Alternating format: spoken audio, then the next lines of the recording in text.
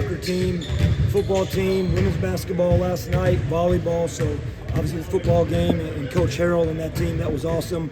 We got a big-time game Saturday afternoon in here. Extremely difficult opponent, very good team at George Mason. It's going to be a very big challenge for us. Were you yelling at the TV at all last night watching that football game? I was watching practice in one hand with my laptop from yesterday, watching film on George Mason, and watching the game and watching the fellas bring home a road win and become bowl eligible. So excited for the football guys. Speaking of George Mason, you saw them 12 months ago, but in the era of so much roster turnover, do you even go back to last year's film? Yeah, absolutely do, because the style of play, and Coach Skin does a great job there and what they do. So you look at style of play, they actually have a good amount of returners. They obviously have new players that are really good and impact guys, but they have guys that were on that team. And we look at some of the stuff we were doing and where we could be better style of play-wise. We're a different team in terms of personnel. But without a doubt, you're going back and you're looking at it, and we got our butt kicked last year. Seeing Jordan's dunk, I mean, it was pretty cool in the moment, but then to watch Schwartz there as the top play, I mean, how cool is that for you and this team?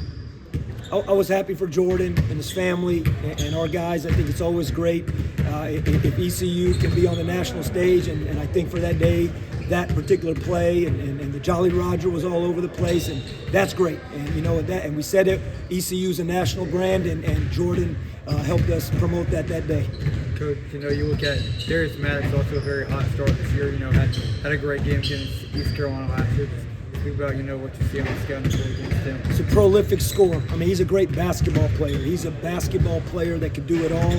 Obviously, they run a lot of stuff through him, but he's a prolific scorer that could shoot, play off the bounce. He's got good size, so he's a true high major basketball player that poses a great challenge for us. Last time out, you guys obviously won big, and that allowed you to get a lot of different rotations in there and a lot of different guys. How does that help you going forward, knowing who works well together, and how's the 8-9-man rotation come together so far? We like the 8-9-man rotation. I mean, I think we've settled in on that. Obviously, Trevion getting banged up last game. We'll see what happens. You know, we don't know his status yet in terms of that. But last game was a very unique game, to be quite honest. I mean, it was a totally different style of basketball. I don't know if we'll see another style like that the rest of the year. I hadn't seen one like that in my first 2+ years here so far. But that being said, I think the biggest thing is minutes. Guys get to play minutes that maybe don't ordinarily get to, and I think that's always good when you're putting 9 new players together. How do you think that, you know, when you look at RJ and Cam, the returners with those new guys, you know, how do you think they've kind of gelled together through 3 games so far? Yeah, we really like that. Again, I think we're probably even more cohesive and connected off the court than we are on the court yet, but that's okay.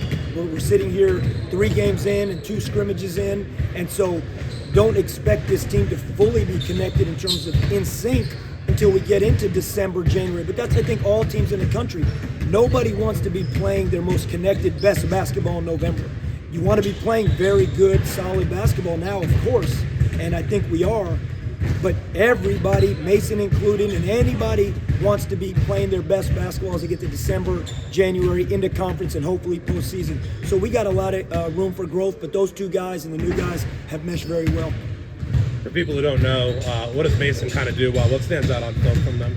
Elite defensive team, elite offensive rebounding team, very, very talented team, and they get to the free throw line at a very high rate. So, you know, really good basketball team, very good basketball team that had Marquette, was in a possession game with Marquette, and lost a heartbreaker the other night, you know, almost on a wild play at the end of the game. But this is a very, very good top-tier Atlantic 10 team. Coach, you know, you talk about how great they are at defense. Just was looking, you know, defensive rebounding hasn't really been, you know, their forte this season. You know, you're very big on offensive rebounding. Just speak about, you know, how that is for you and your ball as well.